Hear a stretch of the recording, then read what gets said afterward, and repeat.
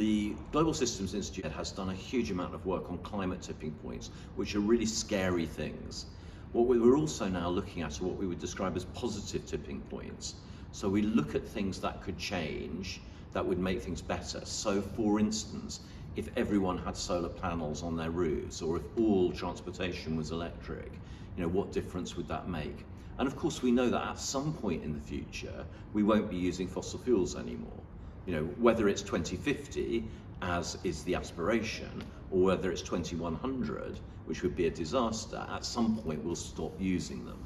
So the question is, how can we accelerate? How can we get to a tipping point more early with intentional investment and change to make that happen earlier than would otherwise be the case? So for instance, how can we develop means of storing renewable energy so you don't just get it when the sun's shining or the wind is blowing?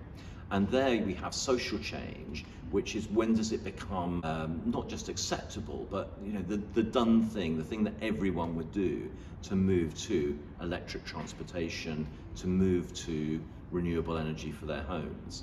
And there's a combination of factors in that, as we've been talking about. It's a system, and so some of it is social change, behavior, and there you're very much looking at two elements, and different disciplines will look at it in different ways. But essentially for me, as someone who's not a scientist or an academic, I think about it in terms of reducing friction and increasing motivation. So two parts of that. So increasing motivation will be partly, what's everyone else doing, and what's the education like, are the stories that we're telling hitting people in an emotional way so they recognize that they'll be in a safer space if they make changes.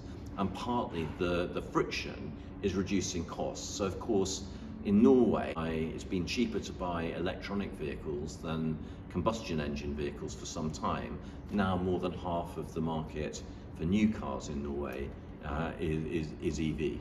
So you can prompt these tipping points, and what we're trying to learn is, what are the key tipping points that we could perhaps influence? Can we get signals for when something's approaching a tipping point, or amenable to being tipped by levers that we know how to pull? Because that might, as well as being very positive for sustainability, create amazing investment opportunities for people who can innovate. And so those social tipping points might be what unlocks the positive economic tipping points, or would it be the other way around, which comes first? I'm not sure there is a which comes first. I think you have to work on them all together. So, through research and development, through tax and regulation, you can change the price comparisons between one activity, good, and another activity, the one that maybe we're doing today, not so good. So you can try to move that tipping point in that way. But we can also, through behavioral techniques, through education, information, networks, and so on, try to get social tipping points that accelerate that.